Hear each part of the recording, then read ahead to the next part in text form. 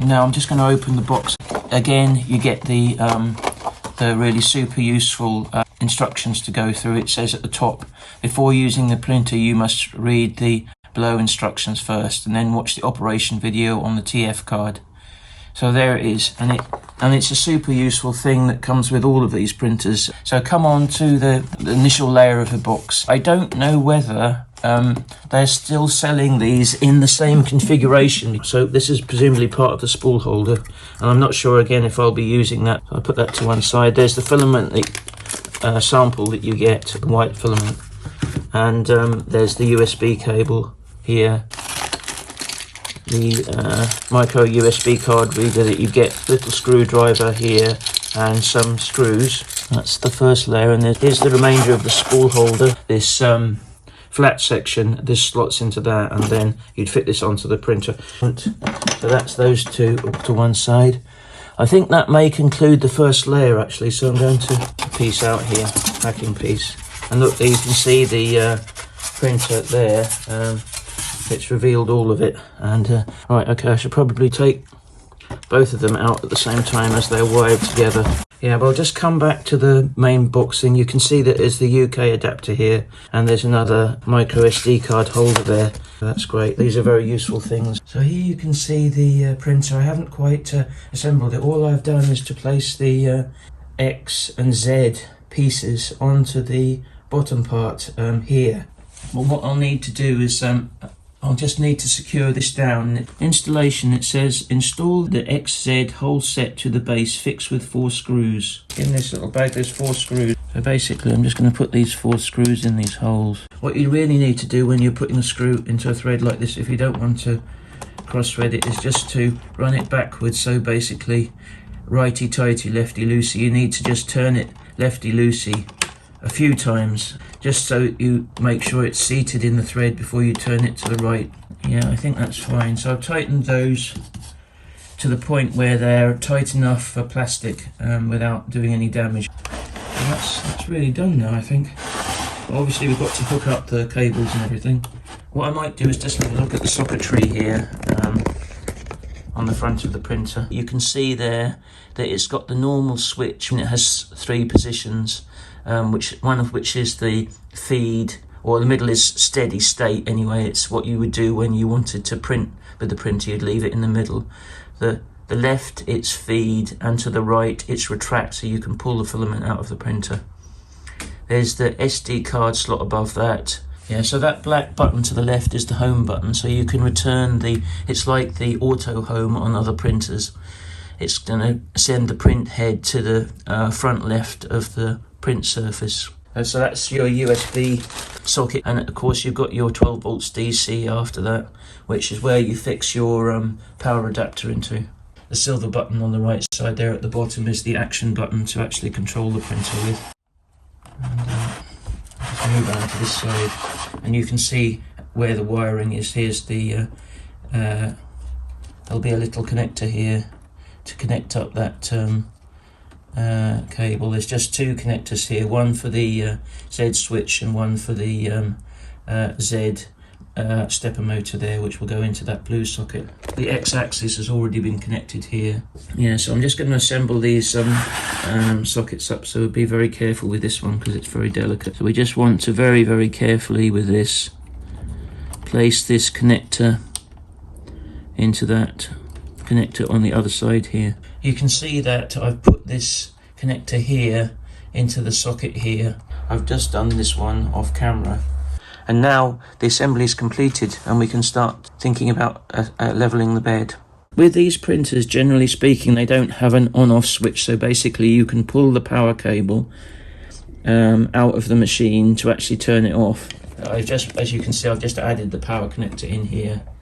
So let's just plug the power connector in. Oh look, it's started up. So you can see here the fan's running and everything. Oh, I'll just press the 1 button and see what happens.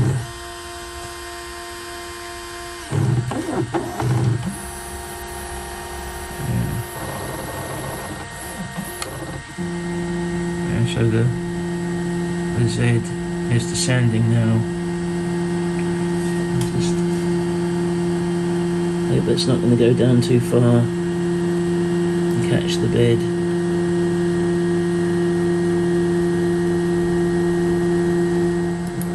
Yeah, that's perfect. That's okay. So that's come down just to above the bed, say about 2 to 3 millimeters above the bed surface. That means it's just right for us to level it with that. So I'm just going to see if I can find a piece of paper and then we can just quickly level it. So we've got our sheet of A5 paper. Right, so I'm just going to put it back to position 1. I might as well start at place 1.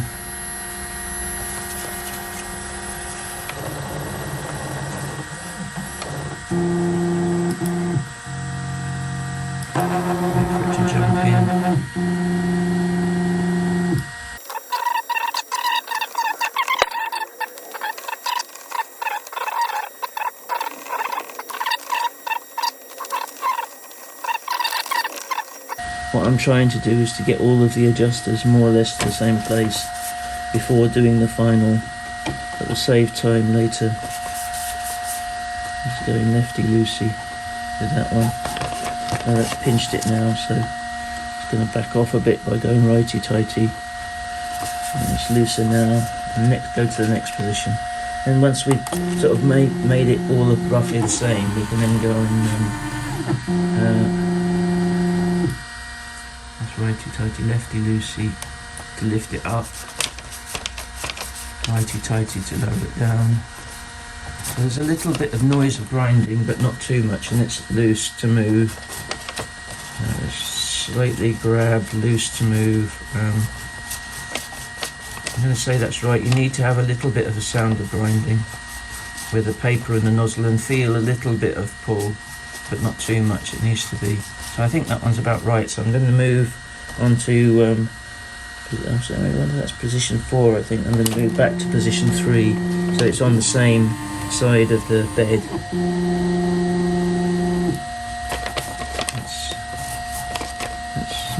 That's a bit too tight, so I'm just going to do that righty-tighty to slacken it off a bit. Basically, when you pull this backwards and forwards, you need to be feeling and judging yourself whether it's the same degree of tightness. I think it's still a bit tighter than it should be. It's too loose now. Obviously, if it's too loose, you can do lefty-loosey to let it rise a little bit.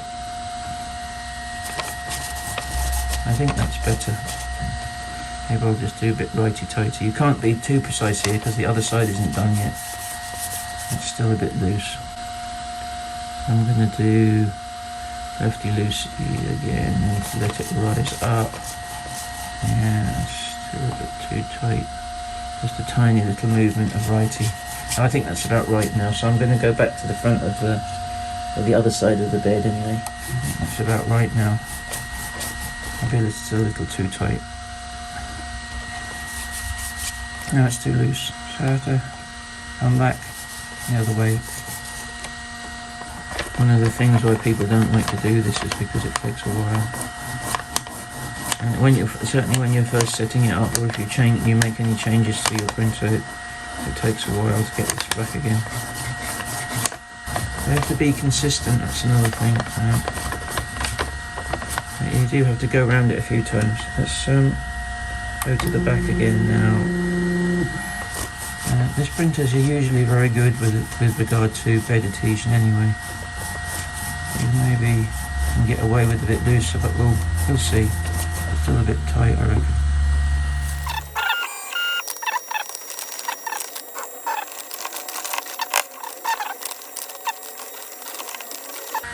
Okay, so that's done. Go to position 2 again.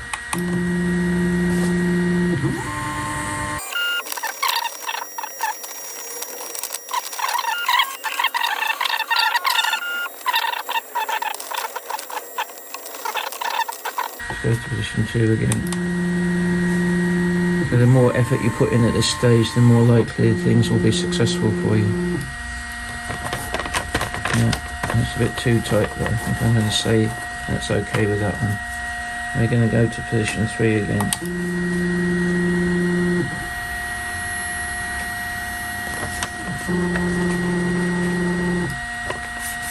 screw loose. No, I'm not. I'm going to come back to position 3 again.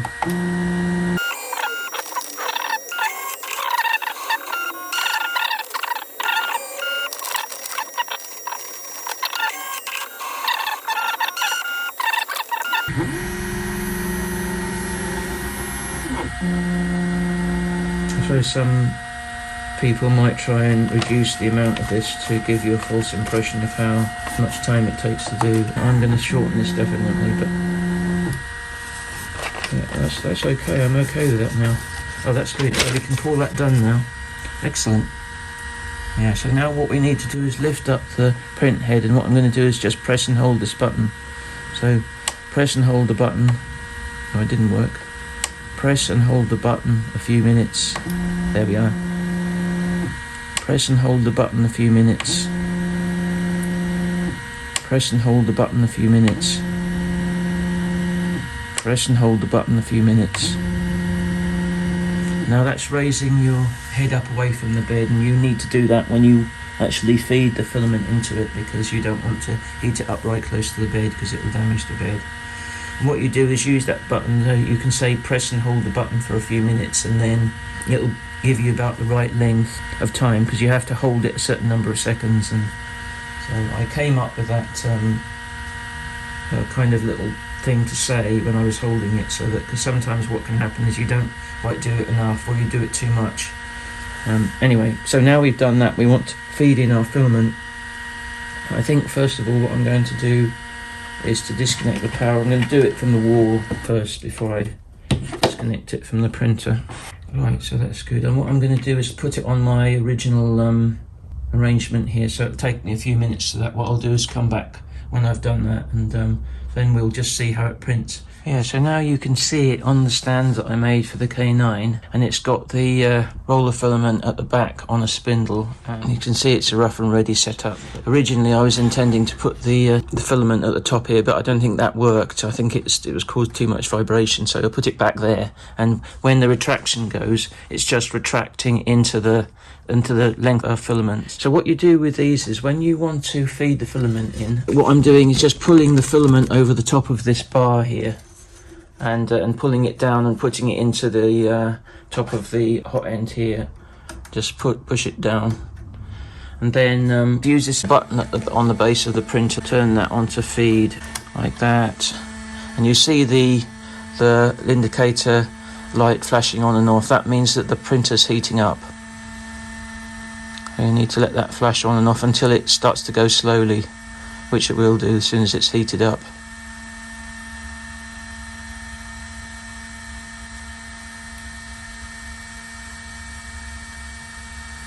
That's it. That means it's heated up. So now you just need to press the filament into the extruder, and it will eventually just need a little bit of a firm pressure there, and eventually it will start feeding through.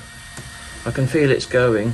You just need to observe the hot end for the filament to start coming through. So that's it basically. So now you can turn it into the middle position, and it will cool down. So now I'm just going to go and install the software that came on the TF card. I'm just going to go and see what's in this directory. Printer manual and video, beginners must read. And presumably you're meant to read that. Slicer software for Windows. Cura slicer. Slicer video manual. EasyWare slicer. EasyWare teach video. There it is. Presumably you can run it off this, but you couldn't install it on your... I don't know if it will run off here, or whether it's going to prompt me to install it. It's actually running off the card, and the instructions are in Chinese. But I remember you have to go up to this little drop down and just choose English, and then your instructions are changed to English. So you can see this doesn't require to be installed on the hard drive, but I'd probably recommend doing that if you want to use this slicer. What I thought I'd do is initially use this slicer and we'll go into other slices later. So we need to remember what to do here. Back to save all models. What's this do? So that's to import your, I'm just going to go to downloads here and look for 3D Benchy, and I'm going to import that now. That's as an STL file. You just open that.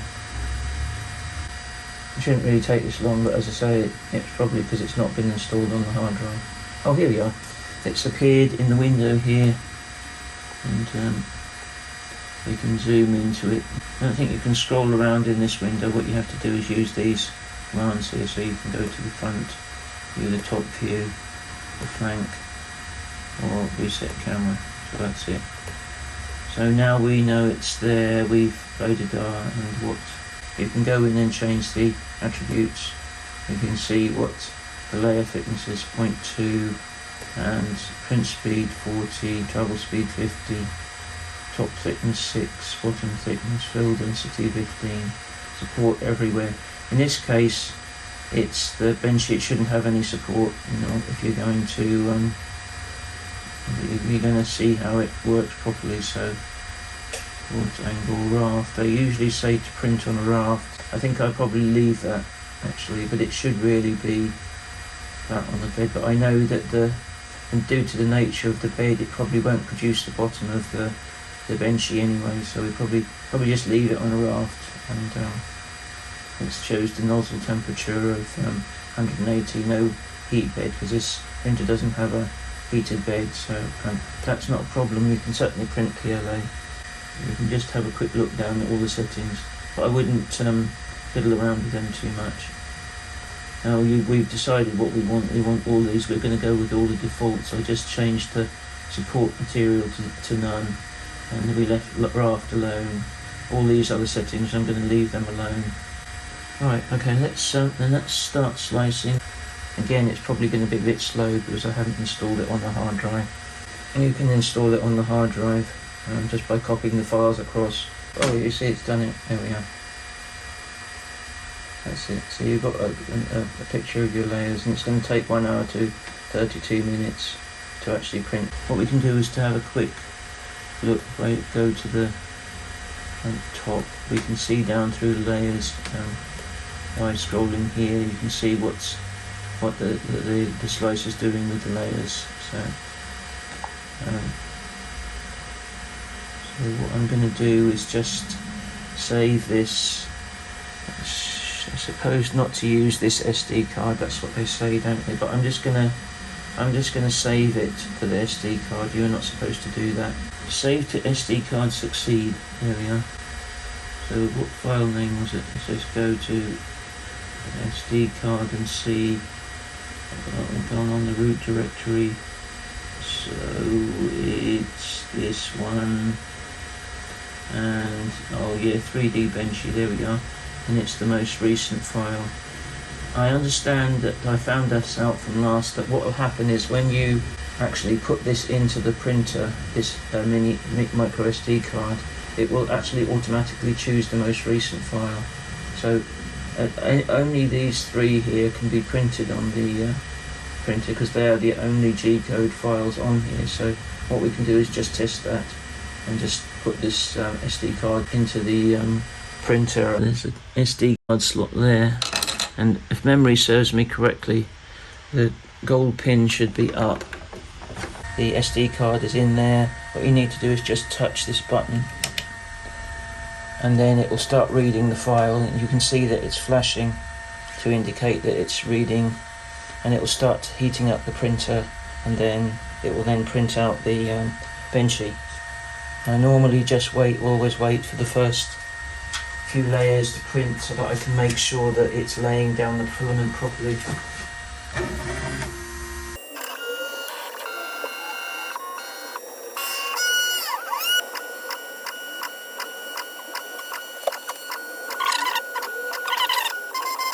Now we'll come back to it when it's finished. As you can see, the Benchy is now finished. I'm just going to remove the raft, which has come off straight away again. That's another thing, no problem there. I'll just show you this print, so you can see the bottom of it, and actually you can see the letters, even though it's a bit, but you can see it's had a good attempt at the letters there. Here you can see the under extrusion on the side of the hole there, but you can also see the roundness of the hole and the fact that the frame around the hole is crisp. Now we're actually looking on the deck. You can see the under extrusion there, the fact that the deck isn't complete. On the front though, it is, as it steps up, it is complete, and I always think that these printers do jolly well with top surfaces. The chimney isn't particularly round. That's something we can possibly deal with in the slicing. I need to look at that. But the roof is nice, that's complete. It's still a bit open though, which means it's the under extrusion. The deck is definitely under extruded. You can see how open the lines are and the fact there's gaps between them. And there's definitely holes in it. So I think there's some little tips on the corners of the catch box. It's kind of like, and I know there's some kind of reason for that, but I can't remember what it is. And it makes a kind of bulbous artifact on the end of the corners. I believe, actually, if you look on the top of the wheelhouse, you can see that as well. You can see the overhang in the window is pretty good, but there again, I think it's because the filament temperature is too low. I think the best thing to do would be to jump to the full version of Cura after we've installed the little configuration file. It's an easy thing to do. And then we'll have another go, and hopefully these few small issues will be ironed out. So now I'll swap out the filament and then try printing the benchy again. I'm going to be using Cura. There is a little file on the SD card, which I shall find. Lots of people ask me about that in the videos, and it's on the SD card that comes with the printer. I believe it's that one. There we are. So we just need to find that. Well, presumably it should be in this one because that's the English one. So, slicer software.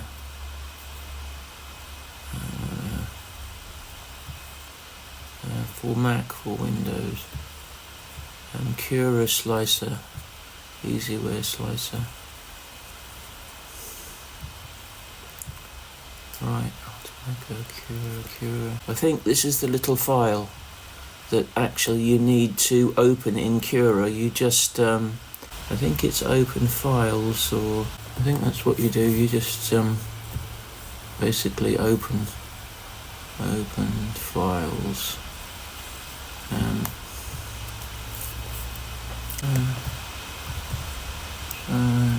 Slicer software.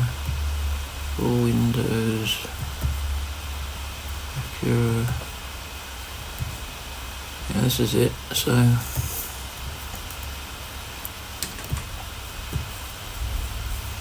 this is Cura project file. Would you open it? Yeah, so open as project. So it's saved.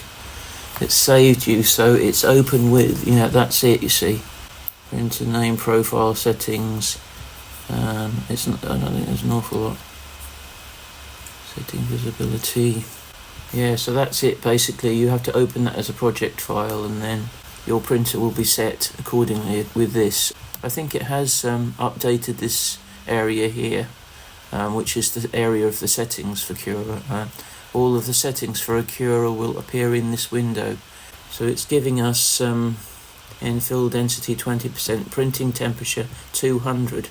Therefore, if this is the standard profile for these printers, the K2 and all those printers, and it's saying 200 for PLA, then it may mean that 180 isn't enough. I think it probably isn't. 180 isn't enough.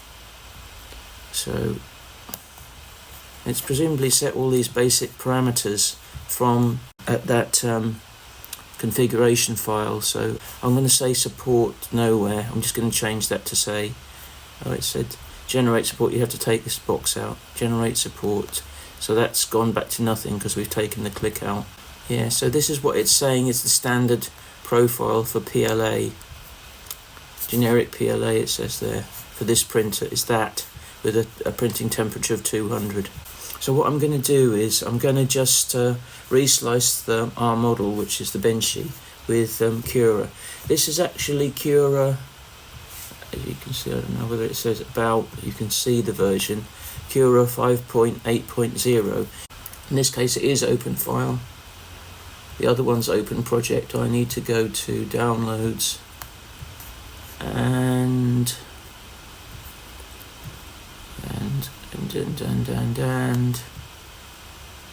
3D Benchy, open, and there we have it, the 3D Benchy. We'll just slice it with the settings in that window there, and it's going to take 2 hours and 0 minutes according to the estimator here. You have to kind of, with Cura, you have to use the up and down buttons to kind of rotate around in the model. I'm sure there's probably a more efficient way of doing it, but, and also here, initially when you see the model here, it's in the prepare window. In order to preview the actual print, you have to click into the preview window and then scroll down through the layers. You can see what the print is going to be doing. And here you can see that how much better the preview is than the EasyWare slicer, which is, well, not so good. This one's much more detailed.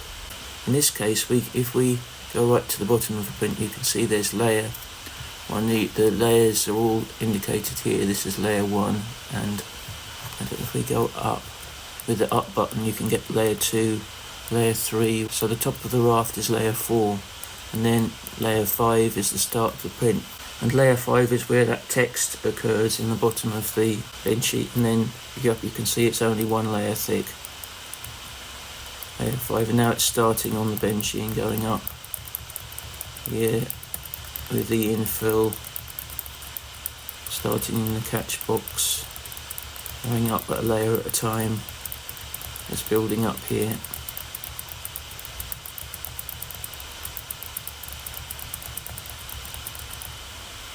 All the way up to the top. I just want to rotate that around again.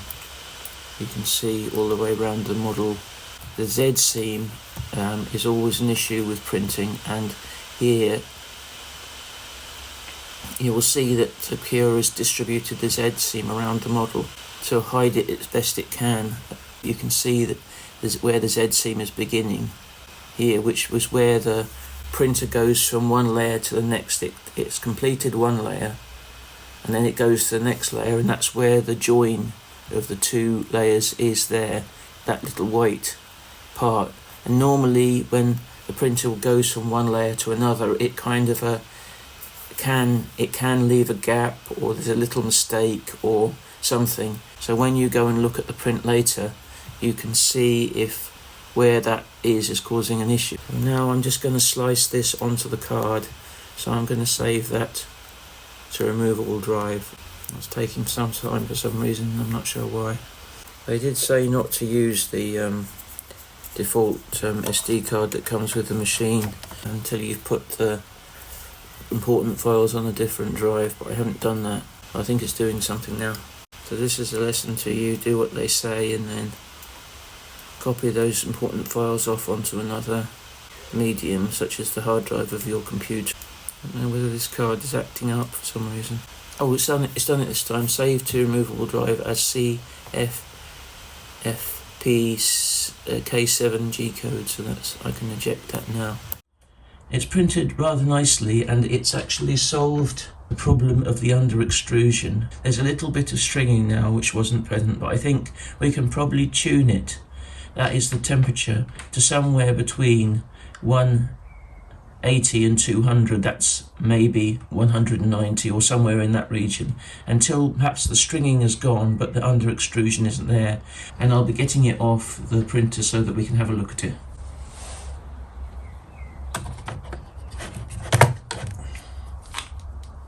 Just going to take it off the bed. It's slightly harder to get off. The printer's come off the bed cleanly. You can see that there's still no marks on the bed. It hasn't left any little nodules behind or anything. The rafter's broken away again. Perhaps not quite as cleanly as previously, but still, this is the transferred settings that we've transferred from the configuration file into the full version of Cura. It's such a vast improvement over the other benches. It's really absolutely fantastic. there is some layer inconsistencies, but I think that's probably due to the Z seam. I'm sure if we looked to find out where the Z seam was in relation to where these inconsistencies are, we'd find they cropped up where the Z seam is. I can't get over how consistent the layers are on the hull of the Benchy. When it's shiny, it usually means that it's got a kind of quality to it, and this one is shiny. And again, the same with from the cooling aspect, is that there's no undercutting on the bow of the Benchy, which means the cooling's good, because usually if the cooling isn't good, the bow will be undercut, and it's not undercut, so that's another good thing. There are a few inconsistencies, as you can see on this side, but I imagine that will be, if we looked, that will be down to the Z seam being there. And it'll be the start or end of a layer. That's something that can be worked on and tuned. But it's very impressive, really. Also the hawse holes, the frame for the hawse holes is very noticeable and precise. The roof edge is a bit discontinuous, but I think that's a normal thing with many printers. The overhangs, again in the doorway, you can see that the doorway is very clean on the overhang, and also you can see the overhang of the cabin window as well is very clear and nicely done. As I say, this is a good result for such a basic printer, because there are many other printers that I have in my experience printing with PLA that don't print as good a result as this. You can see the window in the rear of the wheelhouse again is very round and very precisely done. There's very little stringing inside the cabin. Actually, I don't think there's any stringing at all. The ship's wheel is clearly defined as well. When we look down on the top, you can see that the funnel isn't very round again. But most of the roundness is good. The portholes are round, the hawse holes round. And also you can see the stern here. You can see that the little tube at the rear is around, and the printer has even made an attempt on the text. Obviously you can't see the letters, the individual letters, but I honestly think this is one of the best Benchies I've had from any printer in terms of displaying the letters. I don't think I've had the letters on any Benchy that I've done, not these particular letters.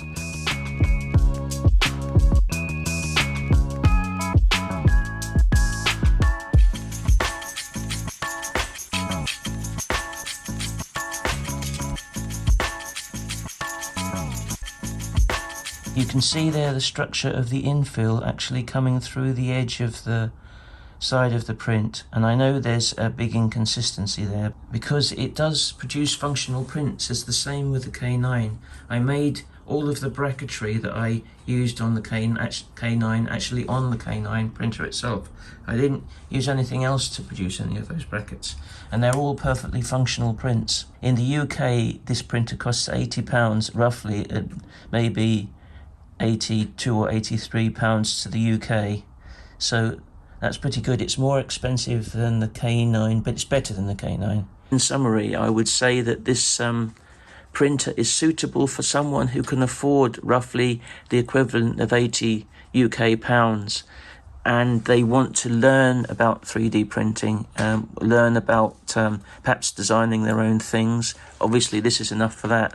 It is capable of producing perfectly acceptable, dimensionally accurate prints. This is definitely a kind of a good beginner's printer, because as we saw, it can be assembled in 5 minutes and you can be up and running making things. I will be looking at little projects which you can do on the printer. I'll be using Tinkercad because Tinkercad is accessible to everyone. Thanks for watching, and I'll see you again in my next video. Bye.